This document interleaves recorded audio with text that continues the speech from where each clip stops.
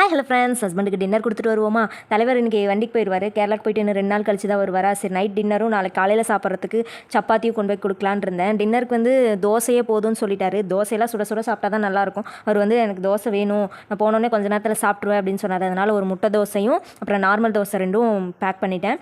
சப்பாத்தி தோசை 2க்குமே ஒரு தக்காளி தொக்கு தான் வேணும்னு சொல்லி கேட்டிருந்தாரு.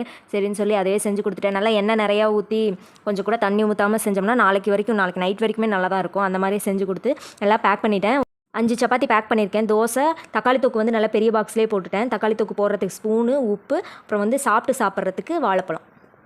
அவ்வளோதான். எல்லாத்தையும் லஞ்ச் பாக்ஸில் பேக் பண்ணி எடுத்துகிட்டு வண்டி எடுத்துகிட்டு கிளம்பிட்டோம். நம்ம வண்டி எடுக்கிறோம்னாலே நம்ம கூட ஒரு ஆள் கண்டிப்பாக வந்துடுவாங்க. யாருன்னா தம்பி தான். இவன் யார் என்ன ஏதுன்னு நிறைய பேர் கேட்டீங்க. இது அண்ணாவோட பையன். இவனுக்கு ஒரு தங்கச்சி இருக்குது. அந்த பாப்பா நம்ம வீடியோஸில் நிறையா பார்த்துருப்பீங்க.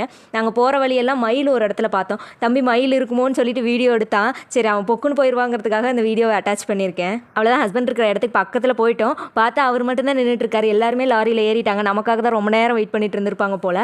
போன உடனே ஒரு 2 வார்த்தை கூட பேசல. உடனே பேக்கை வாங்கிட்டு மார்னிங் கொண்டு போன பாக்ஸையும் கொடுத்துட்டு பார்த்து போயிட்டு வாங்க, எனக்கு வேறு டைம் ஆச்சுன்னு சொல்லிட்டு கிளம்பிட்டாரு. நாங்களும் திரும்பி வரும்போது நாங்கள் வீட்டிலேருந்து கிளம்பும் போதே பாப்பா நானும் வரேன்னு அண்ணாவும் மட்டும் கூட்டிகிட்டு போகிறேன்னு அழுதா. அதனால் ஓரியோ பிஸ்கெட் 2 வாங்கிட்டு போய் கொடுத்து சமாதானப்படுத்திட வேண்டியதான்.